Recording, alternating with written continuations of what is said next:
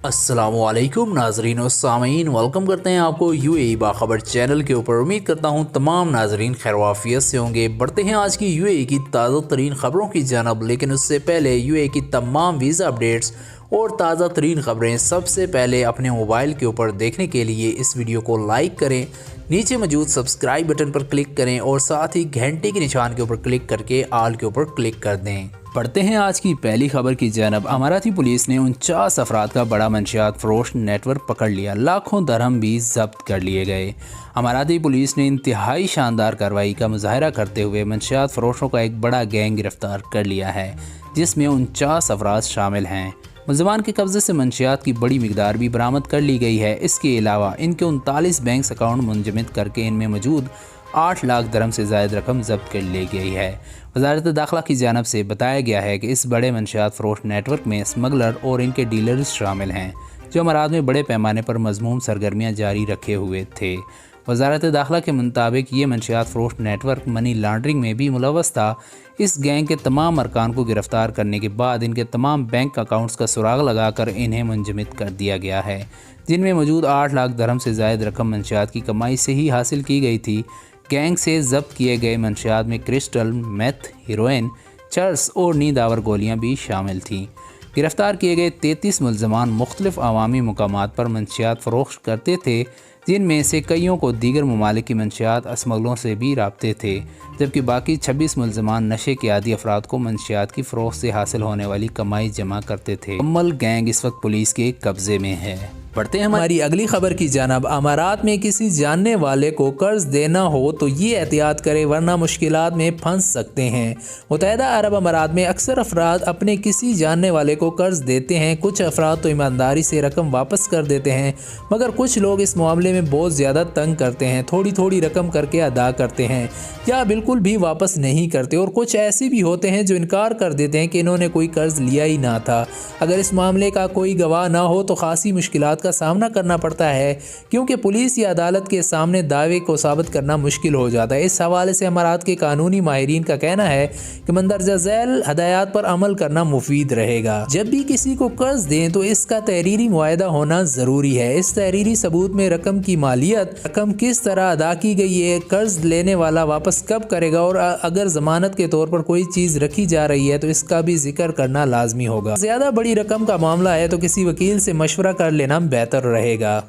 कोशिश करें कि किसी को नकद रकम की सूरत में कर्ज ना दें, बल्कि चेक या बैंक ट्रांसफ़र के ज़रिए रकम की अदायगी करना ज़्यादा बेहतर रहेगा, क्योंकि जब कर्ज का तकाज़ा करने वाला के अकाउंट्स में रकम मुंतकिल, ये एक मजबूत सबूत होता है। जबकि नकद रकम देने की सूरत में अगर रकम वसूल करने वाला मुकर जाए तो फिर आपके पास कोई सबूत नहीं होता। कोई आपका जितना भी ज़्यादा जानने वाला और एतबार का बंदा क्यों ना हो, कभी इससे कर्ज की रकम देने के लिए ब्लैंक चेक ना दें, क्योंकि इसका बड़ा आसानी से गलत इस्तेमाल हो सकता है। अगर किसी को कर्ज देते वक्त कोई तहरीरी समझौता हो रहा है तो इसमें किसी तीसरे फरीक को भी बतौर गवाह शामिल कर लें, ताकि कर्ज लेने वाला कल को ये बहाना पेश ना करे कि कर्ज से मुतल्लक तहरीरी दस्तावेजात पर मौजूद दस्तखत इसके नहीं। और अगर आपने किसी से कोई रकम बतौर कर्ज ली है तो कोशिश करें इस तारीख से पहले वापस कर दें जिसका आपने वादा किया था, ताकि आपका एतबार कायम हो सके और कर्ज देने वाला आपके खिलाफ अदालती कार्रवाई शुरू ना करे या आपसी ताल्लुकात ख़राब ना हो। बढ़ते हैं हमारी अगली खबर की जानब। अमाराती हुकूमत की जानब से 3 ऐसी वजूहात जिनके बायस आपका अमाराती वर्क परमिट मनसूख हो सकता है, खुलकर वजाहत कर दी। अमाराती वज़ारत बराए इंसानी वसाइल अमार्टाइजेशन मोहर की जानब से अक्सर गैर मुल्कियों के वर्क परमिट मनसूख कर दिए जाते हैं, जिनकी 3 वजूहात होती हैं।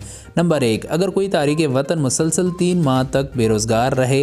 नंबर 2, अगर वर्क परमिट के इजरा की शराइत और ज़वाबित की खिलाफ वर्जी की जाए। नंबर 3, अगर किसी तारीक वतन को हटाकर इसकी जगह अमाराती शहरी की मुलाजमत देनी हो। गोल्फ न्यूज़ की जानब से दुबई के मुमताज़ वकील सुनील कुमार से इस हवाले से मजीद वजाहत ली गई है। इन्होंने बताया, वर्क परमिट कैंसिल होने की पहली वजह मुसलसल 3 माह तक बेरोज़गार रहना है। इसमें भी अलग अलग सूरत हाल होती हैं। अगर किसी कारकुन को मोहर की जानब से वर्क परमिट जारी किया गया मगर कंपनी इसे मुलाजमत पर नहीं रखती या तनख्वाह नहीं देती तो फिर ऐसी सूरत में 3 माह बाद वर्क परमिट मनसूख हो जाता है। ताहम कोई केस अदालत में ज़ेर समाअत हो तो अदालत की जानिब से कारकुन को एक सर्टिफिकेट जारी कर दिया जाता है। इस सर्टिफिकेट की बिना पर कारकुन मोहर से आर्जी वर्क परमिट हासिल करके नई मुलाजमत की तलाश कर सकता है। जहाँ तक वर्क परमिट मनसूख होने की दूसरी वजह यानी शराइत ज़ब्त की खिलाफ वर्जी का तल्लुक है, अगर कोई कारकुन किसी मुलाजमत को हासिल करने के लिए अपने सर्टिफिकेट्स या दस्तावेज़ात में जालसाजी करता है या मुआहदे मुलाजमत की किसी शर्त की खिलाफ वर्जी करता है तो ऐसी सूरत में भी इसका वर्क परमिट मनसूख कर दिया जाएगा।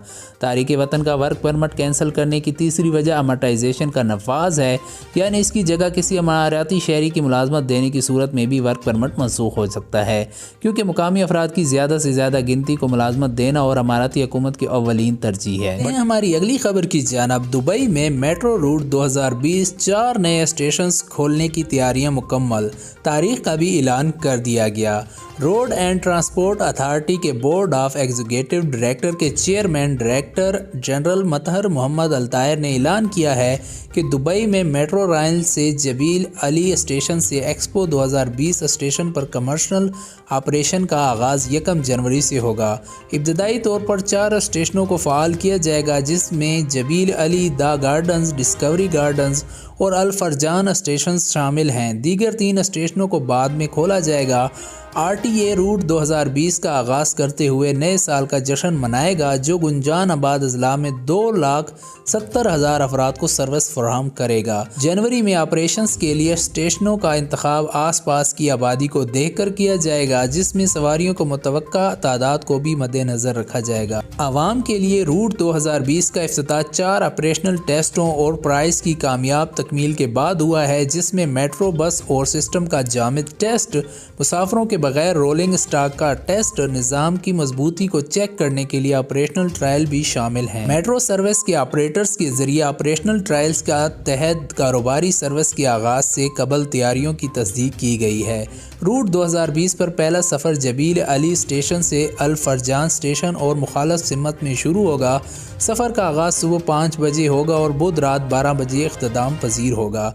जुमेरात को पहला सफ़र सुबह 5 बजे शुरू होगा और आखिरी सफ़र अगले दिन 1 बजे होगा। इसी तरह जुम्मे को पहले सफ़र का आगाज़ सुबह 10 बजे होगा और रात को 1 बजे तक जारी रहेगा।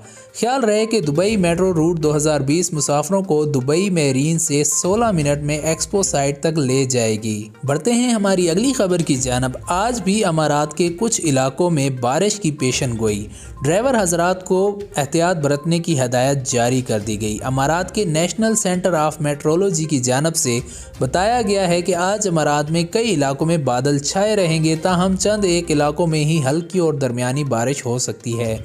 मजबूरी तौर पर मौसम खुशगवार रहेगा। मुल्क में ज़्यादा से ज़्यादा दर्जा हरारत 28 होगा। गुज़िश्ता रात से आज सुबह तक कई मुकामात पर शदीद धुंध भी पड़ी, जिससे हद निगाह बहुत मुतासर हुई। साहिली मुकामात पर आज ऊंची लहरें उठेंगी, इसलिए साहिल पर आने वालों को मोहतात रहना होगा। हमारी अगली खबर की जानब। क्या वीज़ा जारी होने के बाद अमारात में मुलाजमत से इनकार किया जा सकता है? अगर आप अमारात में मुलाजमत हासिल करना चाहते हैं और किसी मुलाजमत के लिए हामी भर भी ले चुके हैं मगर फाइनल कॉन्ट्रैक्ट की शर्त से मुतमईन नहीं, तो क्या आप मुलाजमत के समझौते से इनकार कर सकते हैं? अक्सर पाकिस्तानी और भारतीय अफराद की जानब से ये सवाल पूछा जाता है, ताहम मैं आपको इसकी तफसील मुकम्मल बताता हूँ।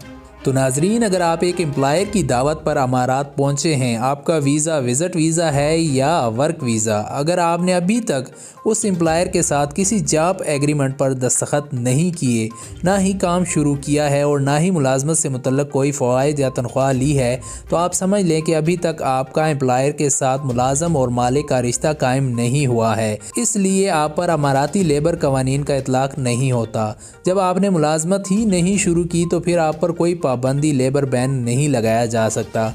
अलबत्ता आपको इस बात का ख्याल रखना होगा, वीज़े की मुद्दत ख़त्म होने से पहले अमारात से वापस चले जाएं, ताकि आपका वीज़ा चाहे आर्जी वर्क वीज़ा हो या विज़िट वीज़ा हो, इसके ख़त्म होने पर आप पर जुर्माने आयद ना हो सकें।